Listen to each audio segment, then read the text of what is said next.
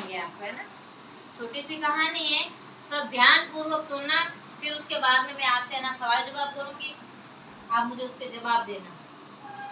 आज हम है ना माता पार्वती जी और भगवान शिव की कहानी सुनाते हैं, है ना। उसमें भगवान गजानन जी का कैसे अवतार हुआ उसके बारे में बताएंगे। सब आराम से सुनना। हाँ, और सभी जवाब देना उसके, ठीक है ना। किसी को भी मैं पूछ सकती हूँ। तो एक समय की बात है जब भगवान शिव जी और माँ पार्वती जी दोनों बैठे थे। फिर काफी टाइम बाद में जब उनको लगा कि अभी हमें नहाना है, वो है ना कोई नृत्य करे, तो नृत्य से उनको इतना पसीना आया कि फिर है ना माता पार्वती जी स्नान करने के लिए उन्होंने विचार किया कि मुझे स्नान करना है। फिर उसके बाद में भगवान शिव तो कैलाश पर्वत से कुछ काम के लिए बाहर चले गए थे साधना के लिए। तो माँ पार्वती ने सोचा कि मैं अकेली हूँ और अगर मैं नहाऊंगी तो मुझे कोई देख लेगा। तो उन्होंने अपना जिस तरीके से वो उन्होंने नृत्य किया था, उस नृत्य से उनको पसीना आया और पसीने में उसके साथ है ना वो मैल निकला। उस मैल से फिर उन्होंने क्या किया, एक है ना मानव बनाया, बालक बनाया। उस बालक को ना जीवित किया, उसके अंदर प्राण डाले। और वो बालक जब बनाया था तब तो वो बिल्कुल हमारे जैसा था। माँ ने उसको कहा कि जब तक मैं स्नान ना कर लूं तब तक तुम है ना किसी को अंदर मत आने देना, किसी को भी है ना अंदर मत आने देना, क्योंकि माँ की आज्ञा थी और बच्चा तो माँ की आज्ञा को मानेगा। इस चीज को लेके उसको बाहर बैठा दिया गया गजानन जी भगवान को, और वो अंदर स्नान कर रहे थे पार्वती जी। फिर ये हुआ कि भगवान शिव स्वयं आए और उन्होंने कहा कि मुझे है ना अंदर जाना है। तो भगवान शिव को तो पता नहीं था कि ये मेरा पुत्र है, तो और उस बच्चे को भी पता नहीं था कि ये मेरे पिताजी है। तब उन्होंने उसको मना कर दिया कि आप अंदर नहीं जा सकते क्योंकि मेरी माँ है जो स्नान कर रही है।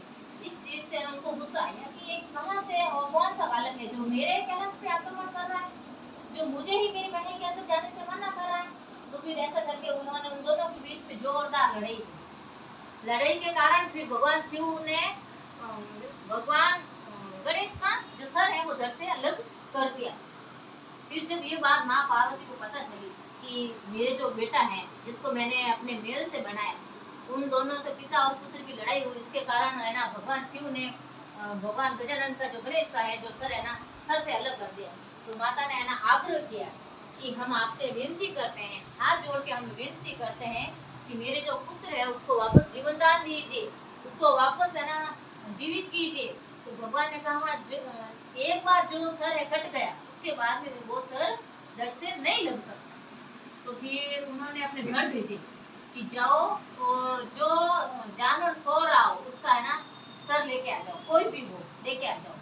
जैसे ही उसके घर गए, भगवान शिव के घर गए वहाँ पे, और उन्होंने देखा कि ये जो हाथी है वो सो रहा है। हाथी के बच्चे को उन्होंने सर काट के लेके आ गए। अब समय बहुत कम था तो दूसरे का सर लगाएगा नहीं, बिल्कुल नहीं लगा सकते ना। तो फिर उन्होंने भगवान गजानन जी को, फिर उसके बाद में वो गजानन बने, उनको वो है जो गजानन गज का जो सर है वो लगाया और वो जीवित हो गए। इसके बाद उनका नाम गजानन बना, ठीक है ना।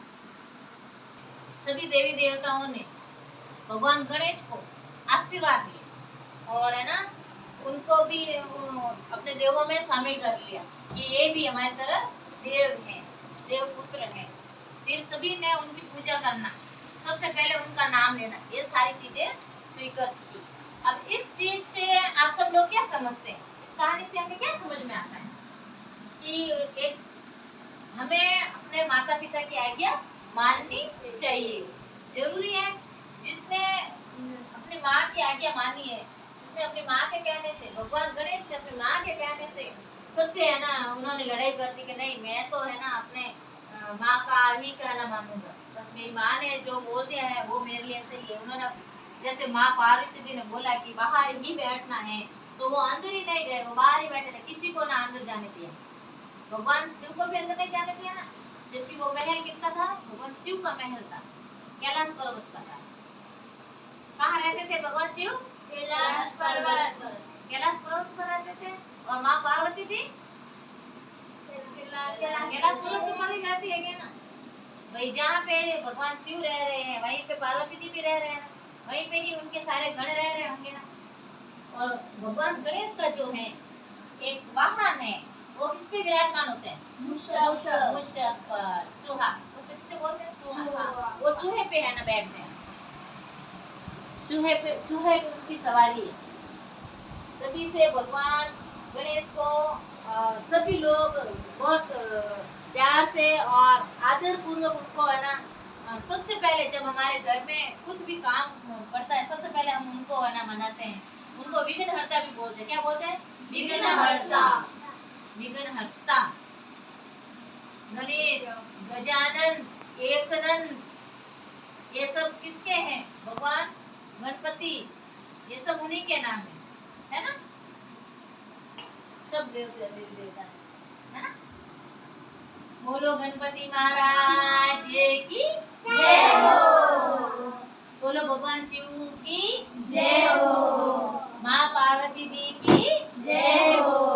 ये कथा हम यहाँ पे समाप्त